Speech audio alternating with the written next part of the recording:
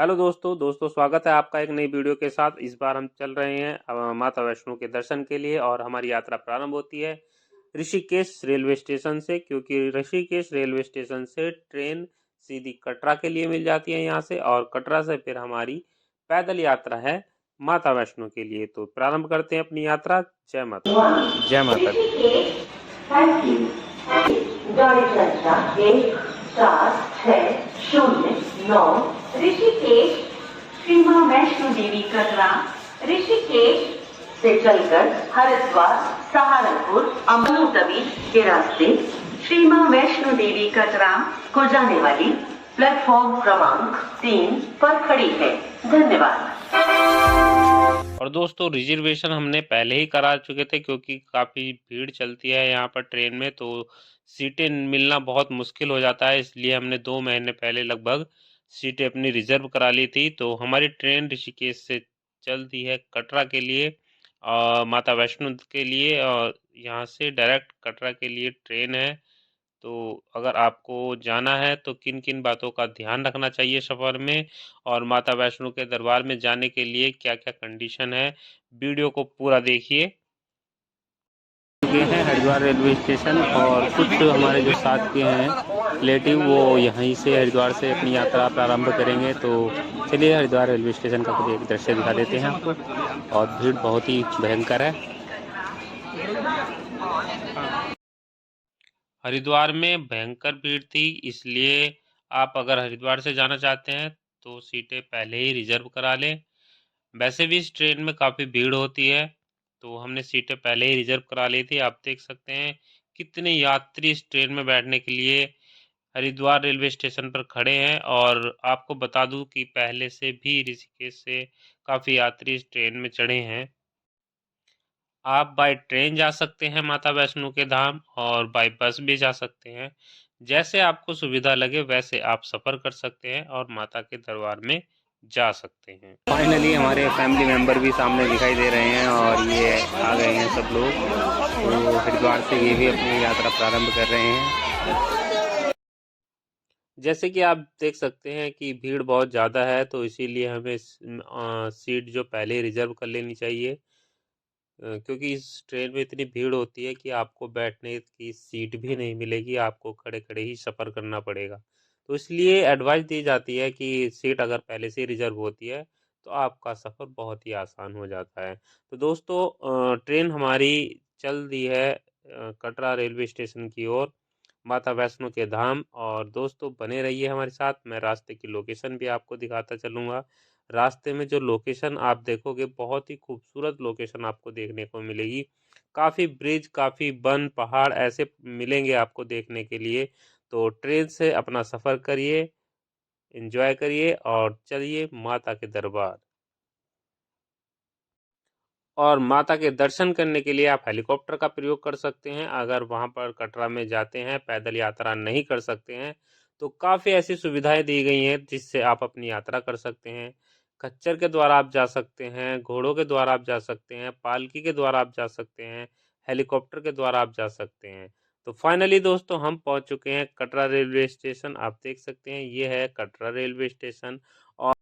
और दोस्तों कुछ ट्रेनें जो हैं वो जम्मू तवी तक आती है, जम्मू तवी से आपको बाय बस आना होगा। लेकिन कुछ ट्रेनें जो हैं वो डायरेक्ट कटरा तक आती हैं। हम दोस्तों पहुंच चुके हैं कटरा रेलवे स्टेशन, और इस स्टेशन पर सफाई का बहुत ध्यान रखा गया है। बहुत ही सफाई है यहाँ पर। अदर स्टेशन के अकॉर्डिंग मैंने देखा कि बहुत सफाई है इस स्टेशन पर। और दोस्तों यहाँ पर कुछ रूल्स इनके अपने हैं। जैसे कि आपका जो सिम है मोबाइल में, जो आपका सिम है वो यहाँ पर काम नहीं करेगा। यहाँ पर आपको एक नया सिम लेना होगा अगर आपको किसी से कांटेक्ट करना है। आपका जो पर्सनल नंबर है वो मतलब यहाँ पर काम नहीं करता है, यहाँ पर नेटवर्क काम नहीं करते, यहाँ के इनके अपने पर्सनल नेटवर्क हैं। तो यहीं पर आपको एक सिम लेना होगा अगर आपको किसी से बात करनी है। और दूसरा दोस्तों आपका जो आईडी कार्ड है वो आपके साथ होना चाहिए, क्योंकि उसी के द्वारा आपकी जो यात्रा पर्ची बनती है वो यात्रा पर्ची बनेगी। तो वो आपके साथ हमेशा रहनी चाहिए। जहाँ पर आप यात्रा पर्ची बनाएंगे तो वहीं पर आप रूम ले सकते हैं, काफ़ी रूम है वहाँ पर अवेलेबल, वहीं पर आप रेस्ट कर सकते हैं और फिर अपनी यात्रा प्रारंभ कर सकते हैं। अगर कोई अपन रूम नहीं लेना चाहता और डायरेक्ट यात्रा करना चाहता है तो वो भी कर सकते हैं। हालांकि मैं वो एडवाइस दूंगा कि अगर आप लंबा सफ़र करके आ रहे हैं तो पहले एक रूम ले लीजिएगा और वहाँ पर थोड़ा रेस्ट करने के बाद और फ्रेश होने के बाद तभी अपनी यात्रा प्रारंभ करें, क्योंकि पैदल यात्रा काफ़ी दूर की है और काफ़ी लंबी यात्रा है, मतलब आपको काफ़ी दूर जाना है। और दोस्तों, कौन कौन माता वैष्णो के दरबार में गया है कमेंट्स करके ज़रूर बताएं। वीडियो को पसंद आए तो वीडियो को लाइक भी करते रहें और शेयर ज़रूर करते रहना। कटरा का जो रेलवे स्टेशन है काफ़ी बड़ा रेलवे स्टेशन है, आप देख सकते हैं काफ़ी समय से हम पैदल चलते हुए बाहर की ओर आ रहे हैं। तो कितने हम दूर अंदर चल चुके हैं तो आप अनुमान लगा सकते हैं कि कितना बड़ा ये रेलवे स्टेशन है। तो यात्रा करते समय किन किन बातों का ध्यान रखना है, क्या क्या आपको गाइडलाइंस को फॉलो करना है, वो सब मैं वीडियो में बताऊंगा। तो यात्रा करते करते मैं आपको माता वैष्णो की कहानी बताऊंगा कि किस तरह से माता वैष्णो का मंदिर वहाँ पर बना है और क्या माता वैष्णो की कहानी है, किस तरह से मतलब माता वैष्णो का मंदिर वहाँ पर बनाया गया है, तो वो कहानी भी मैं वैष्णो देवी ने अपने एक परम भक्त पंडित श्रीधर की भक्ति से प्रसन्न होकर उसकी लाज बचाई। माता ने पूरे जगत को अपनी महिमा का बोध कराया। तब से आज तक लोग इस तीर्थ स्थल की यात्रा करते हैं और माता की कृपा पाते हैं। दोस्तों, चाहे तो आप दिन में यात्रा कर सकते हैं या रात को यात्रा कर सकते हैं। कटरा से आपकी पैदल यात्रा स्टार्ट होती है और यहीं से आपको सारी फैसिलिटी मिल जाती है। अगर आप खच्चर के द्वारा जाना चाहते हैं तो खच्चर अवेलेबल है, पालकी के द्वारा आप जा सकते हैं। और रात या दिन का कोई ऐसा कुछ नहीं है कि आपको दिन में यात्रा करनी है, रात को किसी भी समय आप यात्रा कर सकते हैं। रात दिन यहाँ पर यात्री चलते रहते हैं। कटरा रेलवे स्टेशन से जैसे ही हम बाहर की साइड निकलते हैं तो वहाँ पर कुछ सिक्योरिटी है, जैसे आप बैग वगैरह जो भी लेकर आते हैं तो वो स्कैन होते हैं और स्कैन होने के बाद तब आप बाहर की ओर निकलते हैं। तो ये कुछ बाहर का लोकेशन है कटरा रेलवे स्टेशन का। काफ़ी बड़ा रेलवे स्टेशन है और काफ़ी सिक्योरिटी है यहाँ पर। स्टेशन से बाहर निकलते ही अगर आप पैदल जाना चाहते हैं, जहाँ से आपकी यात्रा प्रारंभ होती है, यहाँ आपको रूम अवेलेबल मिलेगा तो पैदल जा सकते हैं, वरना बाहर की साइड में ऑटो भी खड़े रहते हैं, ऑटो करके आप वहाँ तक जा सकते हैं और फिर अपनी यात्रा प्रारंभ कर सकते हैं। प्रारंभ करने से पहले हमको यात्रा पर्ची बनवानी होती है, तो यहाँ पर हम बस स्टैंड के पास ही यात्रा पर्ची का काउंटर बना हुआ है, तो यहाँ पर हम रजिस्ट्रेशन करा लेते हैं अपना। यहाँ से हमें यात्रा पर्ची मिलेगी और उसी के बाद हमें अपनी यात्रा प्रारंभ करनी है, क्योंकि उसके बिना यात्रा प्रारंभ नहीं कर सकते हैं, वो बनवाना बहुत ज़रूरी है।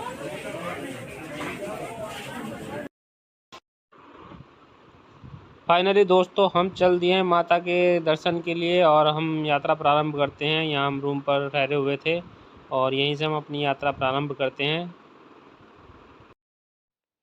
और हर प्रकार का रूम आपको अवेलेबल हो जाएगा। आप किस तरह का रूम लेना चाहते हैं अपने बजट के अकॉर्डिंग, वो रूम आपको सर्च करना होगा, बट आपको मिल जाएगा। तो हम यात्रा यहाँ से अपनी प्रारंभ करते हैं और रास्ते की लोकेशन हम आपको दिखाकर चलते हैं। कितनी शॉप बनी हुई है यहाँ पर, होटल बने हुए हैं, खाने के लिए भी सुविधा काफ़ी अच्छी है यहाँ पर और शॉपिंग वगैरह कर सकते हैं, बादाम अखरोट वगैरह यहाँ से आप खरीद सकते हैं। तो ये रास्ते की कुछ लोकेशन है जहाँ से आपकी यात्रा प्रारंभ होगी। वहाँ का ये फर्स्ट पॉइंट है और आप देख सकते हैं बाउंड्री पर चुनरी वगैरह बंधी मार्केट हुई से है। ये आप देख सकते हैं जो ऑटो खड़े हुए हैं यहाँ पर। तो यहाँ से अगर आप ऑटो करके जाते हैं तो ये लगभग 2-2.5 किलोमीटर के अंतर पर आपको छोड़ देते हैं, जो वैष्णो देवी का जो प्रवेश द्वार है जहाँ से आपकी यात्रा प्रारंभ होती है, तो वहाँ तक आप इनके द्वारा जा सकते हैं। हालांकि आप अगर यहाँ से पैदल चलकर जाना चाहते हैं तो यहाँ से भी जा सकते हैं। ये है दोस्तों वैष्णो धाम जाने के लिए प्रवेश द्वार और यहीं से दो रास्ते डिवाइड होते हैं। एक ताराकोट रास्ता है और एक पुराना रास्ता है जो साजिद छत के नाम से जाना जाता है। तो आप किसी भी रास्ते के द्वारा आप जा सकते हैं। ताराकोट रास्ता न्यू रास्ता बना हुआ है, उस पर घोड़े खच्चर वगैरह कुछ नहीं चलते हैं, वो एकदम साफ रास्ता है और बहुत ही अच्छा रास्ता है। और जो पुराना रास्ता है उस पर आपको पालकी घोड़े खच्चर वगैरह ये सब मिल जाएंगे। और यहीं से हम अपनी यात्रा प्रारंभ करते हैं, क्योंकि जो पुराना रास्ता है वो थोड़ा हमें शॉर्ट भी पड़ता है और जो ताराकोट रास्ता है वो थोड़ा लॉन्ग है, उसमें थोड़ा ज़्यादा चलना पड़ेगा। हालांकि वो थोड़ा स्वच्छ है, साफ़ है, बट अभी हम पुराने रास्ते से पैदल जा रहे हैं। आप देख सकते हैं भीड़ कितनी ज़्यादा है, पैदल यात्रियों की भीड़ बहुत ज़्यादा है और घोड़े खच्चर काफ़ी मात्रा में यहाँ पर चलते हैं, वो भी आप कर सकते हैं।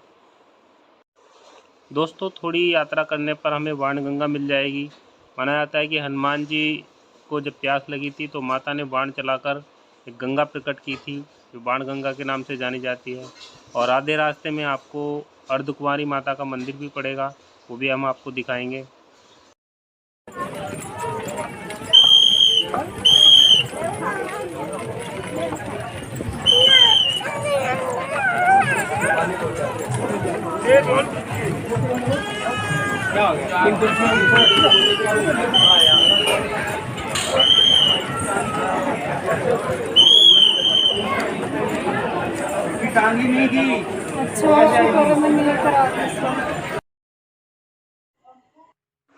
कटरा से कुछ दूरी पर स्थित हंसाली गांव में मां वैष्णो देवी के परम भक्त श्रीधर वहां पर रहते थे।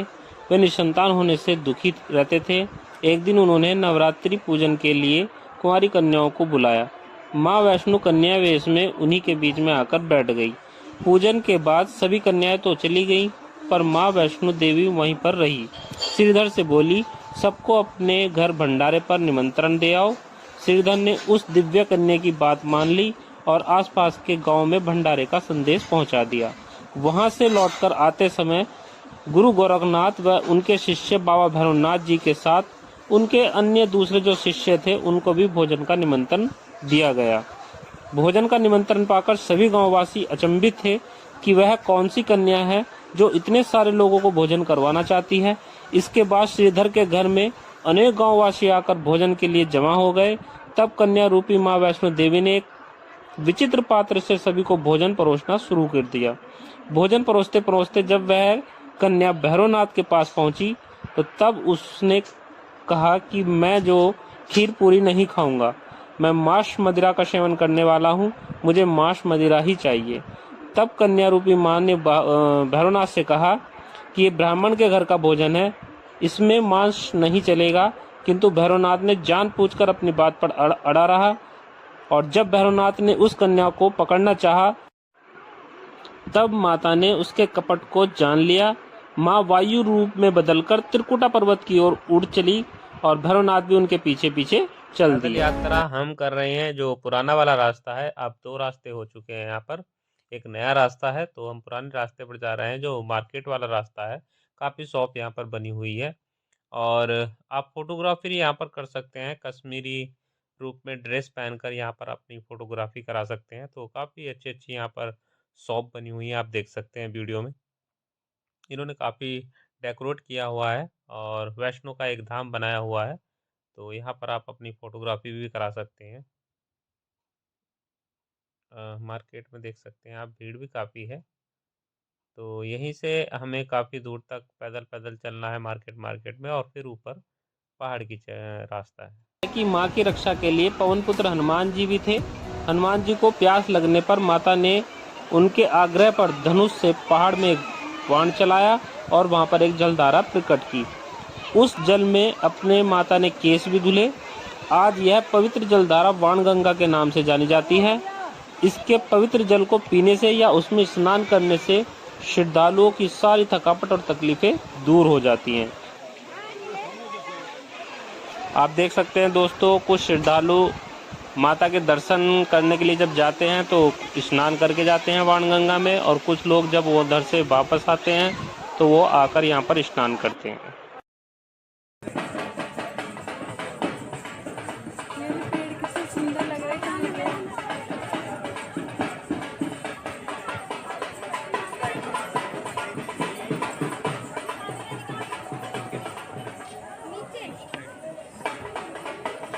यात्रा करते समय हम पहुंच गए हैं अर्धकुमारी के पास और यहाँ पर आप देख सकते हैं कि कितनी भीड़ है। यहाँ से ऊपर की साइड अगर जाएंगे, हाथी मत्था के नाम से ये नाम फेमस है, ऊपर अर्धकुमारी माता का मंदिर है। और सीधे अगर आप आगे जाते हो तो माता वैष्णो के धाम चले जाते हैं। बट आगे से भी आप अर्धकुंवारी माता के मंदिर अगर आना चाहते हैं तो उधर से भी आप आ सकते हैं, उधर से भी रास्ता है। दोनों साइड से अर्धकुंवारी माता के मंदिर जाने का रास्ता है। और दोस्तों लोकेशन आप देख सकते हैं, कितनी अच्छी लोकेशन यहाँ से दिखाई दे रही है। भीड़ बहुत ज़्यादा है, तो चलिए आगे चलते हैं। पैदल यात्रा करते समय काफ़ी थकान हो जाती है, तो कुछ लोग रेस्ट करते हैं और पालकी में देख सकते हैं वीडियो में इस तरह से बैठा के ले जाते हैं। जो बुजुर्ग लोग होते हैं जिनसे चला नहीं जाता है, पैदल यात्रा नहीं कर सकते हैं, तो उनको पालकी में बैठा के ले जाते हैं।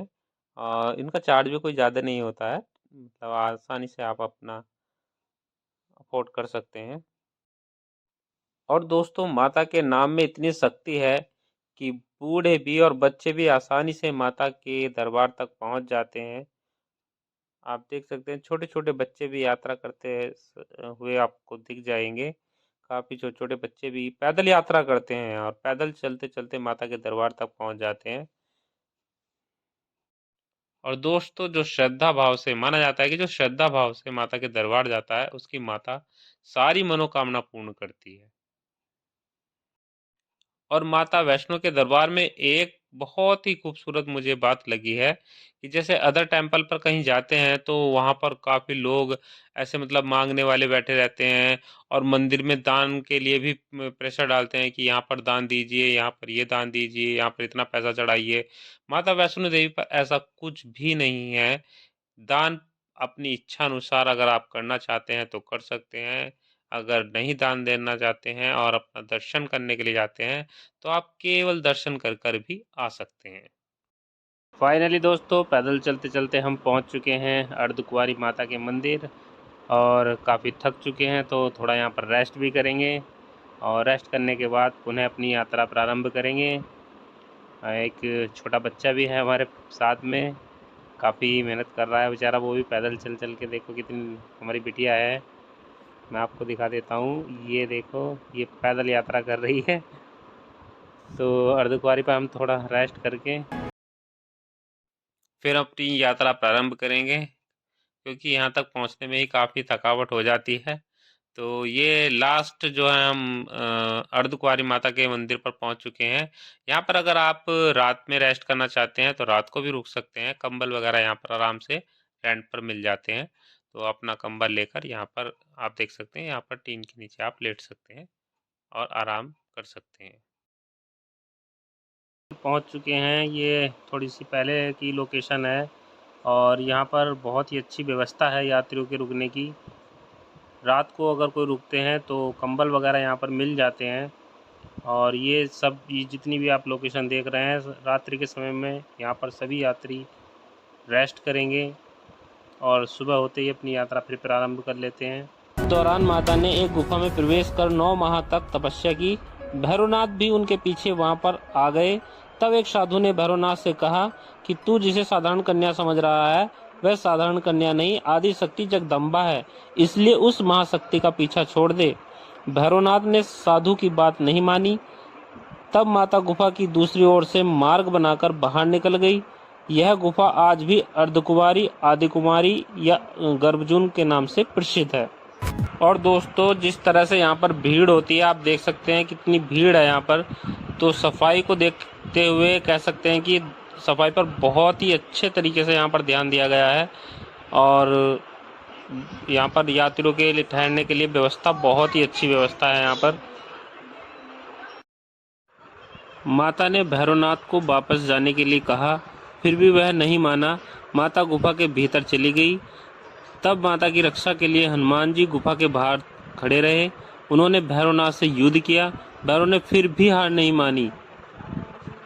तब माता वैष्णो ने महाकाली का रूप लेकर भैरवनाथ का संहार कर दिया और भैरवनाथ का सिर कटकर भवन से 8 किलोमीटर ऊपर त्रिकुटा पर्वत की भैरवी घाटी पर जाकर गिरा। और दोस्तों उस स्थान को भैरवनाथ के मंदिर के नाम से जाना जाता है। अर्धकुंवारी से अपनी यात्रा प्रारंभ करके फाइनली दोस्तों हम पहुंच चुके हैं माता वैष्णो के धाम और भीड़ काफ़ी है यहाँ पर भी। रात्रि के समय में हम पहुँचे हैं और भवन आपको दिखाते हैं। देखो कितना खूबसूरत भवन दिखाई दे रहा है लाइटों से जगमगाते हुए। जय माता दी। दोस्तों माता के भवन को फूलों से बहुत ही खूबसूरत तरीके से सजाया गया है डेकोरेशन इतनी अच्छी है यहाँ की।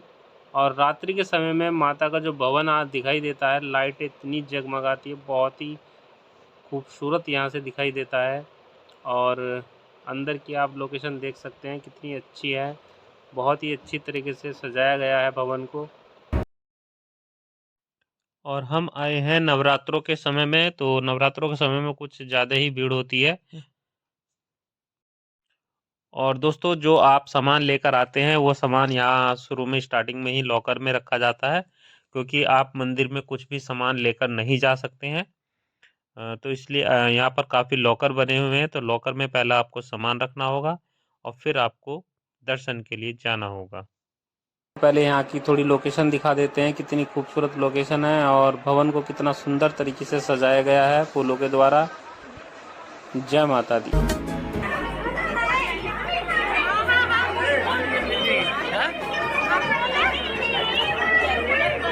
बहुत ही खूबसूरत तरीके से पूरे भवन को सजाया गया है, आप देख सकते हैं। और रात्रि के समय में बहुत ही सुंदर नज़ारा होता है यहाँ का देखने का। और माता के दर्शन के लिए हम अब आगे चल रहे हैं।